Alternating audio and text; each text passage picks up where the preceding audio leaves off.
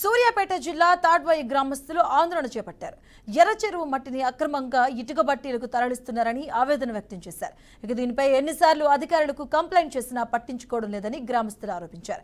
కొంతమంది స్థానిక రాజకీయ నేతల సహకారంతోనే అక్రమ మట్టిని బట్టీలకు తరలిస్తున్నట్లు చెప్పారు. అధికారుల అండదండలతో రాజకీయ నేతలు యథేచ్ఛగా లక్షల రూపాయల డబ్బులు దండుకుంటున్నారని స్థానికులు ఆరోపిస్తున్నారు. నెల రోజుల నుంచి ప్రతిరోజు రాత్రి 100 ట్రాక్టర్లతో అక్రమంగా బట్టీలకు మట్టిని తరలిస్తున్నారన్నారు. ఇక తక్షణమే అక్రమ మట్టి తవ్వకాలను నిలిపివేయాలని గ్రామస్తులు వేడుకుంటున్నారు.